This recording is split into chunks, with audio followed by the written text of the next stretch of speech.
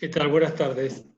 Bueno, la bolilla 16, que es propiedad industrial, estamos subiendo algún material. eh, Ahí ha subido el doctor Bernardo Díez un material sobre patentes. Hemos subido otros materiales, también algo sobre propiedad intelectual. eh, pero bueno, la idea en este Zoom de 40 minutos es hacerle un pantallazo general de la temática en general de la bolilla 16.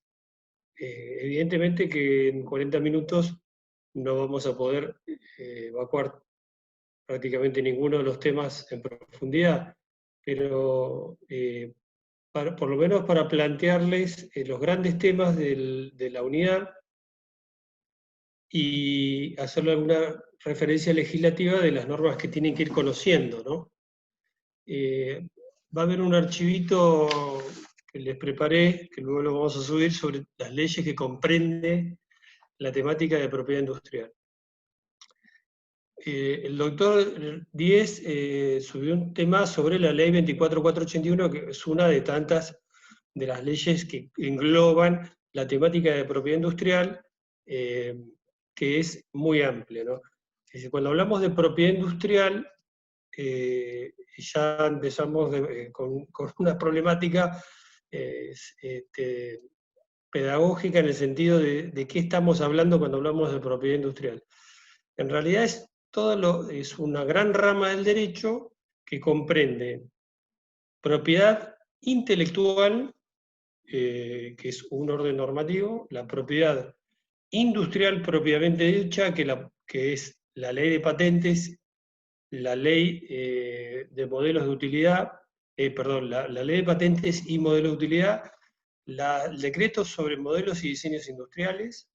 Eso sería propiedad industrial. Y luego tenemos la propiedad comercial, que si bien no existe el término propiedad comercial, hablamos de propiedad comercial cuando nos referimos a los derechos de marcas, al derecho marcario y al nombre y a la designación comercial.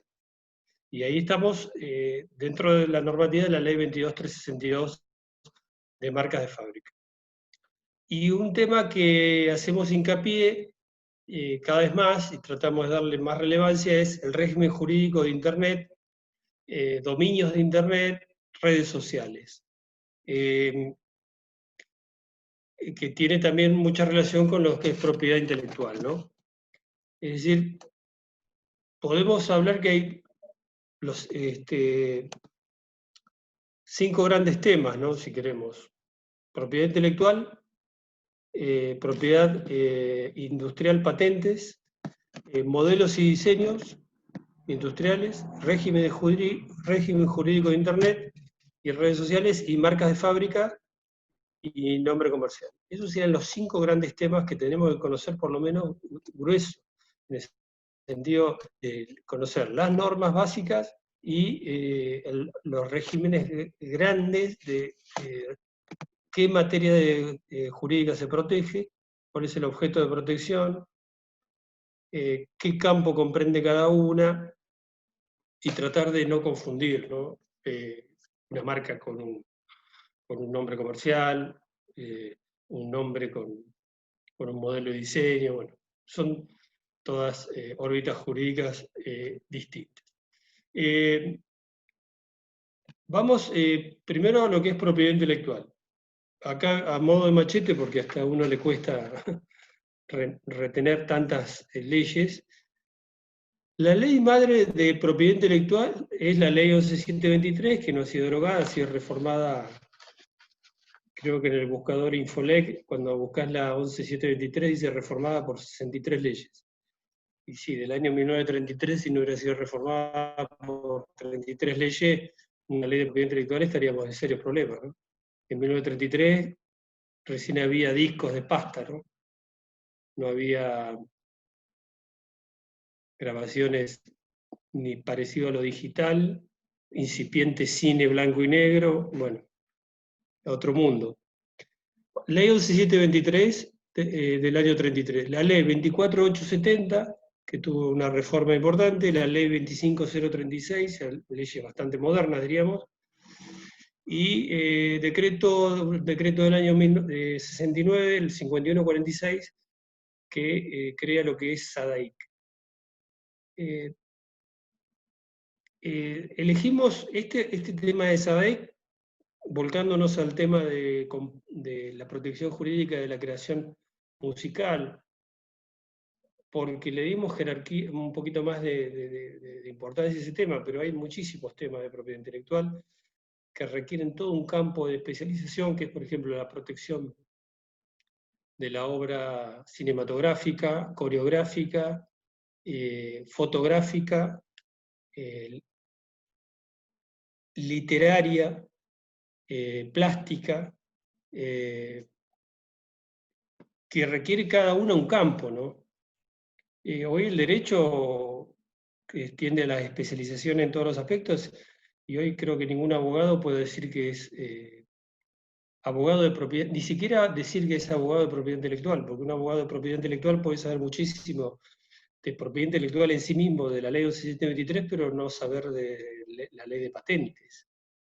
Son campos que cada vez desde lo general a lo especial es un mundo. Entonces, bueno, estamos realmente pisando terrenos muy resbaladizos y debemos ser muy conscientes de que estamos salpicando temas, ¿no?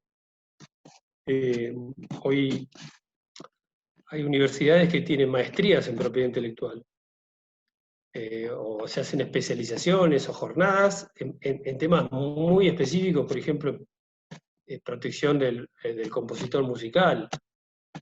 Entonces, son campos muy difíciles de abarcar y pretender en unos 40, en 20 minutos, 15 minutos que yo les diga algo de propiedad intelectual es muy pretencioso. Pero bueno, vamos aunque sea a plantear los temas más importantes, cosa que ustedes al tomar la ley 11.723 sepan qué temas darle importancia. Primero, ¿qué es la propiedad intelectual en los términos de la ley 11.723? ¿Qué protege la ley 11.723? Voy a tratar de no tomar más de 10 minutos porque si no, después de los otros temas me va a quedar sin tiempo. La ley 11.723 protege la creación del hombre en el campo del arte, la ciencia y la literatura. Dice la ley, aunque hay muchas expresiones de la creación del hombre, no solo en la literatura, ¿no? Sino, por ejemplo, la música, o la coreografía, o la plástica, o la fotografía, o los programas de computación, que son considerados una propiedad intelectual. Están protegidos como propiedad intelectual. Entonces, la ley 11.723 viene a proteger con un régimen de propiedad, un derecho de propiedad, que no es otra cosa que un derecho de propiedad en los términos constitucionales de la misma, en los términos del derecho común de la misma, a la creación del hombre en el campo del arte, la ciencia, no de la industria, no del comercio. Excluimos, porque cuando hablemos de industria vamos a la ley de patentes, y cuando hablemos de comercio, a marcas de fábrica. Entonces, 11.723, protección a través del régimen de un derecho de propiedad al creador en el campo del arte y de la ciencia. ¿Qué es arte? ¿Qué es crear? ¿Y qué campo y a qué nos referimos cuando hablamos de ciencia y de arte y de crear algo? Lo que se protege no son ideas, sino son obras. Las grandes ideas que puede tener cualquier persona humana, que tenemos todos, si tengo una idea de que si haciendo A más B logro C. En la electrónica, en la literatura o en la farmacología o en la gráfica, no sé, digo cualquier cosa, cualquier ejemplo. Bueno, esa idea que yo tengo aquí en mi cabeza no es protegible por ningún régimen jurídico. Las ideas no se protegen, las ideas no se registran, las ideas no tienen un propietario, yo la idea que tengo, que es brillante, no es mía, está en mi intelecto, está en mi capacidad de conocimiento y de entendimiento, pero yo voy a poder protegerla cuando la exprese en un formato de obra. Cuando esa idea que tuve, que desarrollé, que puede haber sido un instante de clarividencia, de capacidad creativa, o puede haber sido una obra que me llevó 5 años desarrollarla, cuando yo la logro expresar y que el público la pueda percibir por sus sentidos visibles, auditivos, perdón, y alguien la pueda, y tenga formato, tenga tangibilidad, esa idea ya va a ser una obra y esa obra va a ser lo que se pueda proteger y depositar ante la ley, ante la autoridad de aplicación, y la autoridad de aplicación al depositar nuestra obra nos va a dar un derecho de propiedad.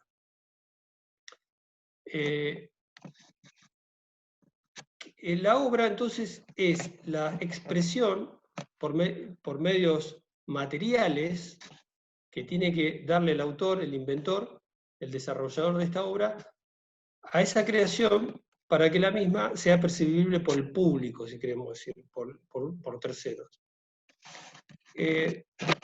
Siempre decimos, vamos a ir a un ejemplo que ustedes lo capten rápidamente. La magia, por ejemplo. ¿Qué es la magia?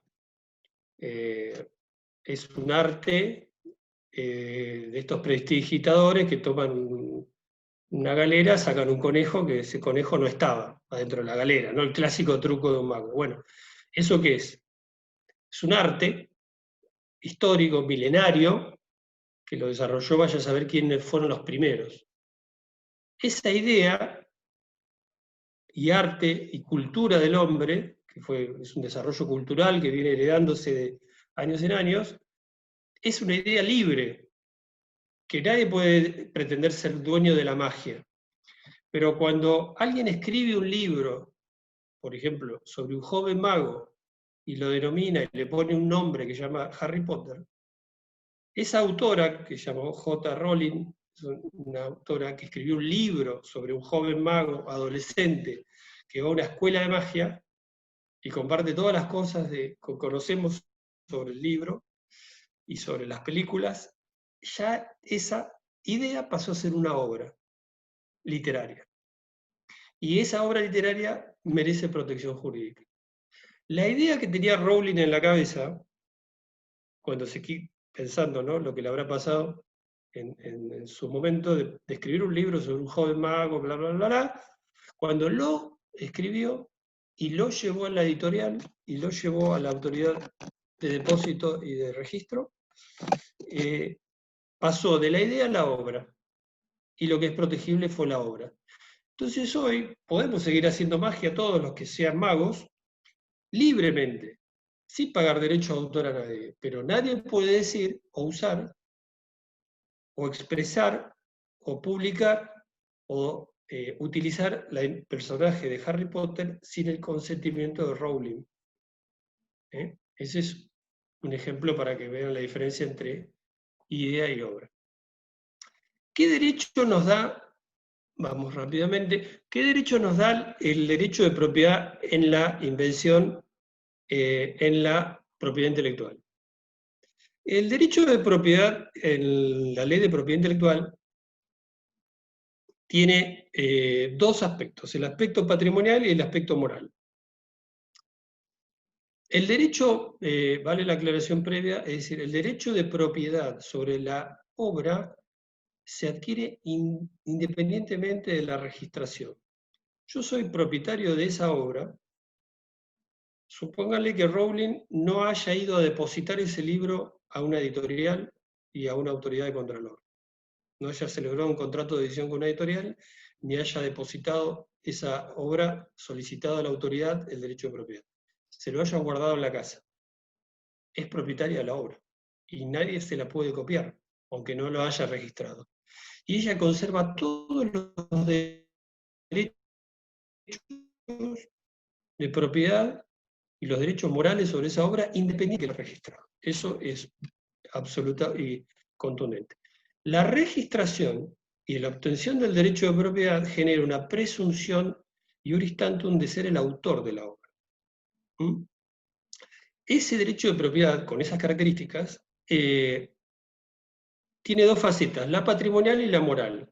La patrimonial es la posibilidad de editar,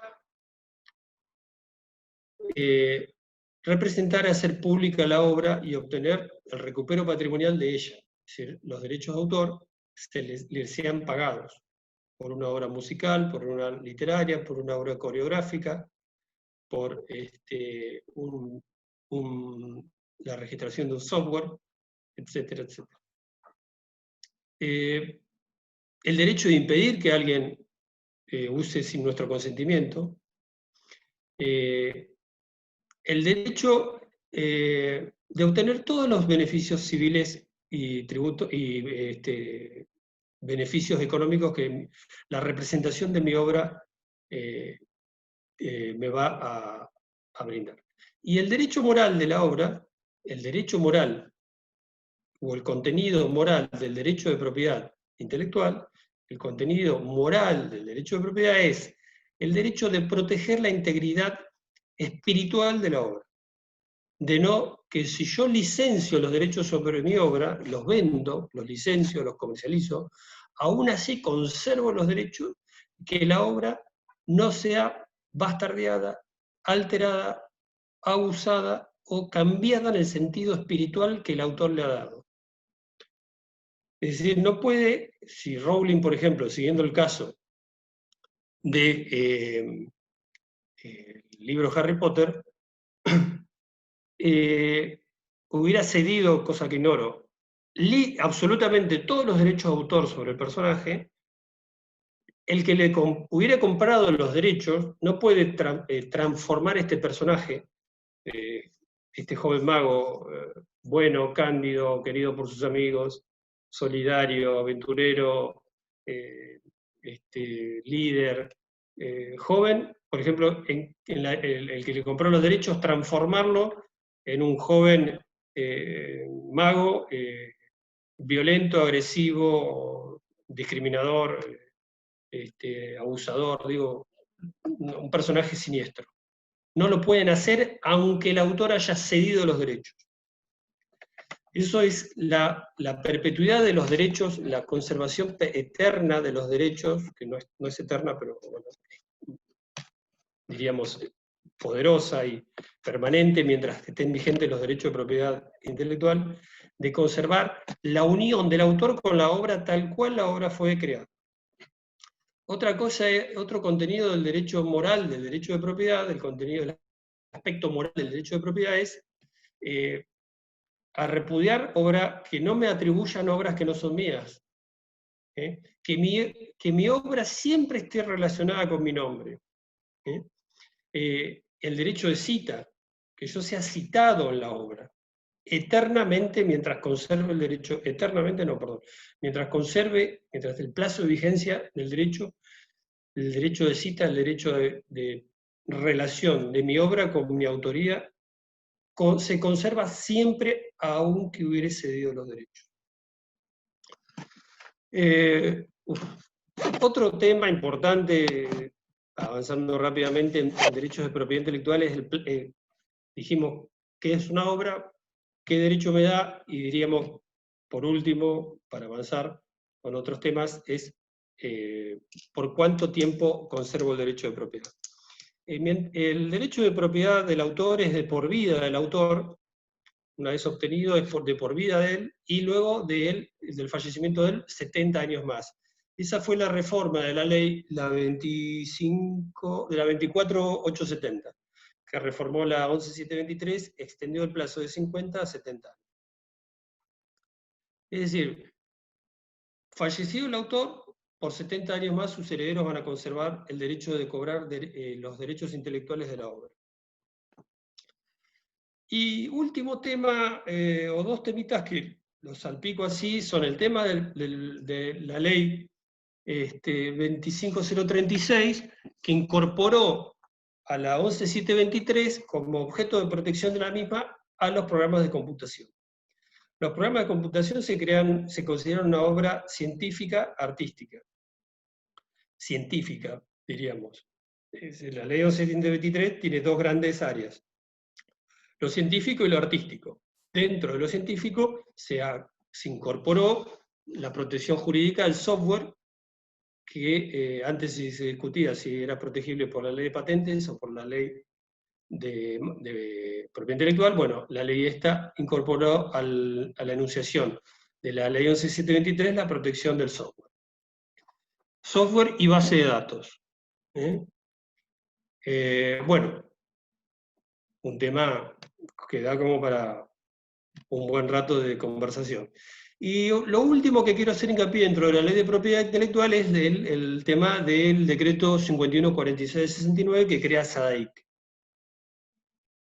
Que ese es el régimen de la protección jurídica del creador de la composición musical. O sea, el creador, el artista que se dedica a la música, que crea música, que crea una melodía, tiene que registrar su obra en derechos de autor. SADAIC, ¿cómo interviene en toda esta cuestión? Al registrar la obra en derecho de autor y depositarla en SADAIC, el autor de la composición musical, esto es así en Argentina y en la mayoría de las partes del mundo, el autor de la composición musical transfiere los derechos, cede los derechos de cobro de sus derechos de autor a estas entidades que agrupan a los autores y compositores musicales también, que van a asumir, el autor le cede a estos entes el derecho del cobro de sus derechos de autor. Como el autor que crea una obra musical cobra sus derechos de autor, no lo puede cobrar por sí. No está el autor con una ventanilla cobrando sus derechos de autor, sería muy poco eficaz. ¿Y cómo cobraría la propagación de su creación musical mediante Internet? ¿Cómo hace para cobrar? Mediante las plataformas de música, por las radios, ¿cómo hace el autor? Sería imposible. Entonces, en la mayoría de los países del mundo se crean estos entes recaudadores de derechos de autor. SADIC es una entidad de derecho privado, es una entidad privada creada por ley, que tiene sus propias autoridades y presupuesto, y recauda los derechos de autor y los distribuye a los autores. O sea que los autores de composición musical depositan la obra, la registran en SADAIC, y el derecho de autor en ambos lugares, y le ceden los derechos a SADAIC de cobrar sus peculios, sus derechos de propiedad intelectual, en forma irrevocable. O sea, el autor no tiene más derecho a cobrar sus propios derechos de autor, se los ha cedido a SADAIC. Bien. Vamos a patentes y modelos de utilidad. Estamos haciendo un vuelito, como decía un autor, abuelo de pájaro, ¿no? Y escribió 800 hojas sobre un tema. Bueno. Patentes y modelos de utilidad. Ley 24481 del año 96. Acá tenemos una legislación un poquito más actualizada. Y entramos en una órbita absolutamente distinta. La propiedad industrial, ya no vamos a lo artístico, a la creación escindida de la cuestión de la industrialidad, sino vamos precisamente a la obtención de un producto o de un servicio. Entonces, la ley de propiedad, la ley de patentes y modelos de utilidad va a regir la forma de adquisición de los derechos de propiedad sobre una creación, una invención en el campo de la industria. La ley de propiedad intelectual, que era la creación por sí misma, por la capacidad creadora del autor, escindida de todo resultado. Es decir, el señor que escribe un libro sobre Harry Potter, el que desarrolla una composición musical o pinta un cuadro o saca una fotografía, no lo hace pensando en el resultado ulterior, de esa creación, es la creación por la creación misma. En cambio, la ley de patentes y modelo de utilidad va a proteger al inventor cuando esa invención tenga un resultado en la industria. Es decir, cuando esa idea no quede en la idea nada más y tampoco en la expresión, sino que la expresión de esa idea obtenga un resultado industrial. ¿Qué es industria? Porque denominamos una palabra que parecería un poco imprecisa, la ley tampoco la define. Pero lo industrial es todo lo que es utilización de energías. Y la industria en sí es todo aquello que utilice energías. Y no hay sector de la industria que esté excluido de la protección de la ley. Entonces, todo lo que pensemos como desarrollo fabril, como utilización de energías, es protegible por la ley de patentes. No hay campo excluido. Todo lo que utilizando energías me otorgue un resultado, me otorgue un producto o un procedimiento, porque la ley nuestra protege productos y protege procedimientos, que hay otras leyes que no, la nuestra sí. Esa creación va a gozar de una patente. Y ningún campo de la industria va a ser excluido de ello, de esta protección.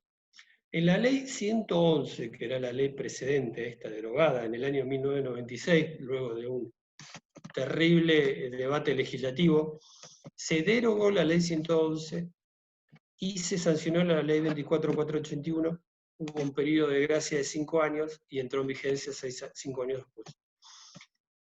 En la ley 111 se excluía de patentabilidad a las composiciones farmacéuticas. Es decir, Argentina hasta el año 1996, y luego 5 años más, no protegía los derechos del desarrollador farmacológico. Entonces, para patentar algo y obtener un derecho de propiedad, que también es un derecho de propiedad, en el régimen de la ley de patentes tienen que darse 3 requisitos. Industrialidad, que sea un producto, un resultado en la industria, que sea un invento, es decir, que supere, que no sea una evidencia, una cosa evidente, la mera juxtaposición de otras invenciones, y que se supere el nivel de la técnica mundial, es decir, que tenga mérito inventivo. Mérito es que las patentes tienen un rango de carácter mundial. Todas las patentes otorgadas en todos los países del mundo obedecen a estándares de conocimiento y tecnológico mundial. Entonces, para yo obtener una patente en cualquier país del mundo, porque todos los países del mundo pertenecen a la OMPI, Organización Mundial de Propiedad Industrial, todos los países que reconocen los derechos de patentes, que son todos los países del mundo, salvo muy pocos países, deben superar el nivel tecnológico mundial, no local, mundial. Además está decir que el 90% de las patentes se registran en los países superdesarrollados y el 10% en los países subdesarrollados como nosotros. 3 requisitos para obtener una patente, entonces. ¿Qué obtenemos? Un derecho de propiedad. ¿Por qué plazo? 20 años, desde la solicitud. Antes había un plazo escalonado de 5, 10 y 15 años de acuerdo al mérito inventivo, pero bueno, eso quedó derogado. Pasados los 20 años desde la solicitud, la invención, la patente, pasa a dominio público. ¿Qué quiere decir pasar a dominio público? Es que esa invención la puede usar cualquiera sin pagarle derechos de patentes, royalty, al titular de la patente. ¿Cuál es un típico caso de una patente? Por ejemplo, un desarrollo motriz, químico, una patente farmacéutica, una electrónica. ¿Qué pasa con la informática, ¿no? Que está tan relacionada con todo? Porque hoy, por ejemplo, hablar de un motor que no tenga un software, o una computadora como la que estamos acá utilizando, tiene parte industrial y parte de software. Un motor, de los motores modernos, tienen un software que maneja un auto o una nave espacial o un dron, digo yo. Bueno, hay una posibilidad de que el registro de un motor contenga, adicionado a la reivindicación, es decir, a la solicitud, un software. Y se va a registrar igual como patente, aún teniendo un software. Es decir, no es que como el software se registra en propiedad intelectual, van a rechazar una patente de un motor, por ejemplo, porque tiene un software. Eso se admite. Pasados los 20 años, no se renueva la patente nunca. Caduca, es la causal de caducidad. En propiedad intelectual existe lo que se llama dominio público pagante, porque los derechos de autor, cuando pasan los 70 años, esa obra pasa a lo que es dominio público pagante, que se paga un pequeño aporte al Estado que va al Fondo Nacional de las Artes, para fomentar el desarrollo de los jóvenes artistas y esa cuestión. Acá no, pasan los 20 años y la patente queda en utilidad pública. Modelo de utilidad es el mejoramiento de un equipo.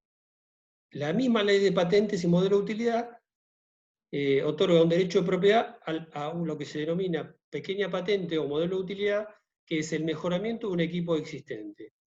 ¿Qué es la diferencia? ¿Cuál es la diferencia principal con patentes? Que es un descubrimiento, no es un invento.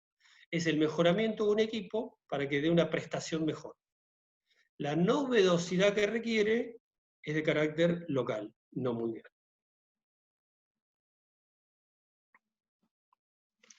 Bueno, luego pasamos rápidamente a lo que es modelos y diseños industriales. El modelo de diseño industrial es la forma ornamental que se le aplica a un producto. Esa decisión a un producto industrial aplicarle carácter ornamental, es decir, un adorno, un aspecto estético, para que el consumidor lo visualice y lo identifique, se rige por este decreto. El registro es un registro de depósito. No es un registro de tipo declarativo, como lo que venimos viendo, donde hay un análisis de la solicitud. Yo el depósito de modelo de diseño lo hago, obtengo el derecho de propiedad automáticamente, siempre que no se me rechace por aspectos formales y se haya cumplido con los requisitos formales del mismo, y se me va a otorgar el derecho, diríamos, por el solo depósito del ornamento. ¿Qué pasa si hay uno igual? Se debatirá judicialmente y uno deberá cesar. Inclusive todas estas cuestiones hoy ya son resueltas por vía de conciliación y por vía digital. Es decir, las mismas plataformas digitales, ante la existencia de un conflicto, generan una conciliación y uno u otro se aviene, y si no, irán a la justicia para determinar qué ornamento es de quién. El derecho de propiedad que obtiene quien deposite un ornamento, una forma ornamental de un producto, que puede ser la forma de un vehículo, de un reloj, de un celular, de algún componente metal mecánico, si es de propiedad de uno y el otro dice que en realidad es del otro, porque ya lo registró, o porque es idéntico a él, hará una impugnación registralmente y si no se ponen de acuerdo irán a la justicia. Bueno, rápidamente que nos quedan pocos minutos. Marca de fábrica y nombre comercial. El doctor Iesi ha hecho un buen trabajo sobre esto. Marca de fábrica y nombre comercial tenemos que hacerlo, otro. Es la protección jurídica que se da a la creación en el campo del comercio. Cuando yo desarrollo un producto comercial, una zapatilla, una pelota, un reloj, un celular. A ese producto quiero distinguirlo de otro. Si yo quiero que el consumidor compre mi pelota, compre mi zapatilla, compre mi ropa, compre mi reloj, y quiero distinguirlo del otro, del que compite conmigo. ¿Cómo hago para distinguirlo? Una de las formas es la marca. La marca es el signo distintivo de un producto o de un servicio. Lo que registro es el signo y obtengo un derecho de propiedad renovable indefinidamente. Es decir, que en marcas estamos ante perpetuidad marcaria, es decir, ante una registración indefinida, permanente y renovable cada 5 años, siempre que sea utilizada. O sea que el derecho de marca es un derecho a perpetuidad siempre que esté condicionado al uso. El nombre comercial, que está dentro de la ley 22.362, es un instituto que está dentro de la ley, pero que tiene un régimen absolutamente distinto y un objeto de protección absolutamente distinto. El nombre comercial es la designación que el empresario o comerciante, antes hablábamos de comerciante, ahora hablamos de empresario, es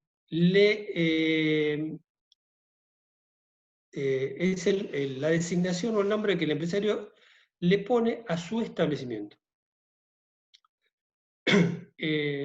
Indudablemente va a ser un nombre, una palabra, con un contenido, diríamos, conceptual. Restaurante, Los Amigos, Hotel Sheraton, Gomería Lo de Cacho, Joyería El Diamante Hermoso, o sea, un nombre percibible por un sentido, con un contenido conceptual, que el consumidor, el cliente, dos palabritas que no son lo mismo, consumidor y cliente, pero vale la pena detenernos en hacer esta advertencia, lo observa y lo retiene en su memoria como lugar indicador de dónde consumir determinado producto. ¿Cómo se adquiere el derecho de propiedad sobre el nombre o designación comercial? Mediante el uso público, pacífico y regular. No hay registración válida para la obtención de la designación comercial. La designación se obtiene solamente por el uso. Sí existe la posibilidad de registrar nuestro establecimiento como una marca de servicios en un rubro específico, o sea, registrar como marca de servicio joyería tal, restaurante tal, pero ahí voy a registrar una marca de servicio, no el nombre, diferencia fundamental. El nombre lo voy a obtener únicamente por el uso público, pacífico y regular. Bueno, y finalmente, sobre el régimen jurídico de Internet, vamos a estudiar el régimen del decreto que cambió hace poco, 43/2019, que hace no mucho no lo leía, no me había enterado que hubo una regulación nueva, estas cosas cambian permanentemente, del Poder Ejecutivo, que dispone las normas NIC, que son las normas de registro de los dominios de Internet. Cómo se registran los dominios y cómo los alojadores de dominios y de aplicaciones, un término que estamos usando cada vez más, tienen que cumplir con la ley argentina en lo que es registraciones de sus dominios y de sus aplicaciones. Aunque las aplicaciones sabemos que se registran en los alojadores internacionales más conocidos como Apple y Microsoft y otros. Bueno, creo que ya estamos sobre el tiempo, así que muchas gracias. Un tema muy extenso, traté de, en forma rápida y salpicadita, tocarles y referirles las leyes más importantes del tema. Gracias.